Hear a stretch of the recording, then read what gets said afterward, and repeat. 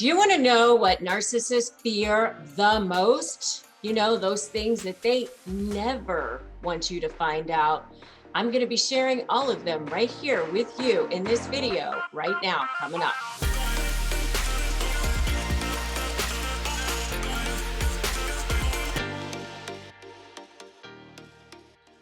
Hey, so I'm Rebecca Zung, and I'm an attorney, and I am an author, and I am also a narcissist negotiation expert. So what I do here on this channel is I help you figure out how to deal with, manage, and actually be powerful and in control when you're dealing with narcissists, and especially in negotiations. So if that's you, make sure that you subscribe to my channel and hit that notification bell.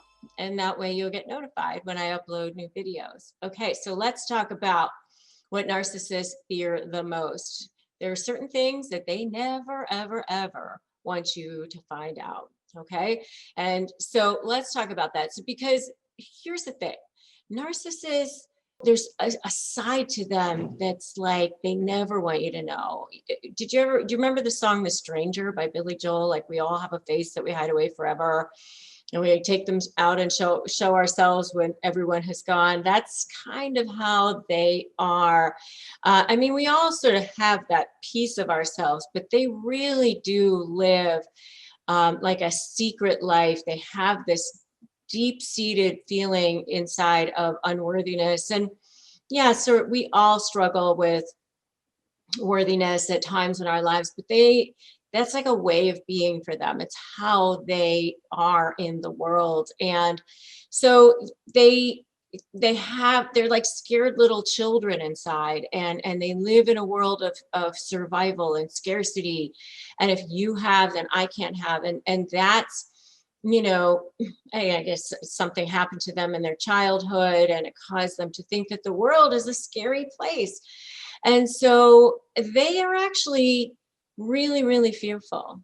I mean, narcissists, that's the big, huge secret. That's the big scam, is they want you to think that they are super strong and powerful and they'll never lose. And they say things like that.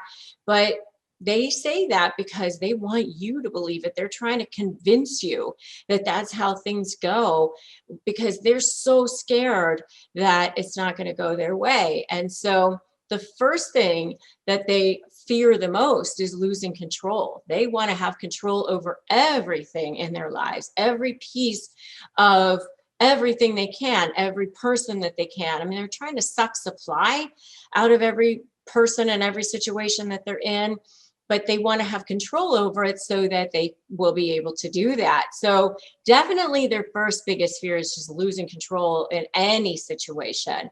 And so they go to great lengths to protect that, for sure. I have a whole video on what happens when a narcissist loses control, so you definitely want to check that out as well.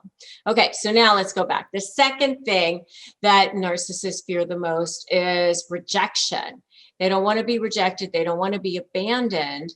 And, you know, for this one, it's kind of interesting to me, because this is the one that, you know, as an empath, which I'm an empath, and I know a lot of you out there, I see you empaths out there. You know, this is the one that we kind of see that piece of them. Sometimes we see those little shades of that, and that's where we think, oh, you know, we can love them back to health. We can do that for them. And I have a whole video, by the way, on the symbiotic relationship between the narcissist and the empath, which you might want to check out. But, you know, you can almost feel sorry for them in this one, or want to be there for them, or want to heal them in some way, if they weren't so freaking heinous on the other side of things. You know, I mean, I was in a relationship with a narcissist who, it was not a romantic relationship. It was a kind of a business partnership. And,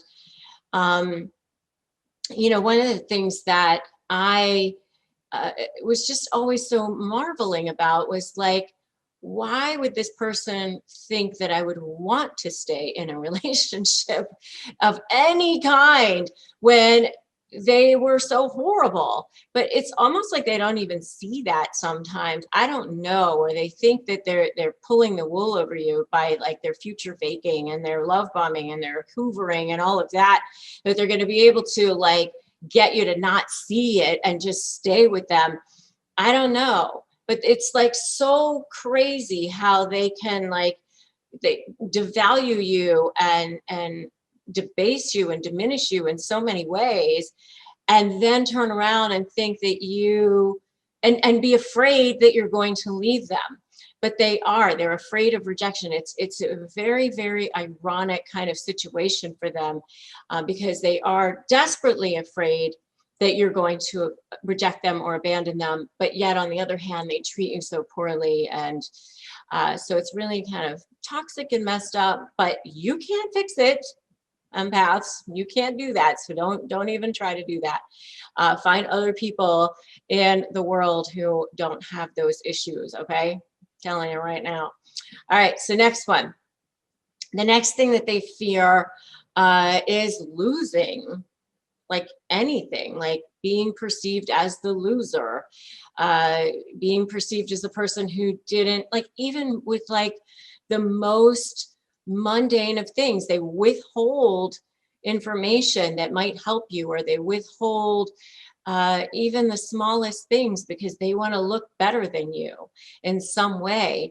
And I was always like surprised by that, you know, like especially if it's in a company or something like that, where it would just help the entire company if you had the information, or you had, you know, the better program or whatever it is. And they even that they can't give it to you, because it's like their survival scarcity mentality. Like if you look better in any way, then they somehow are perceived as the loser, and they can't do that.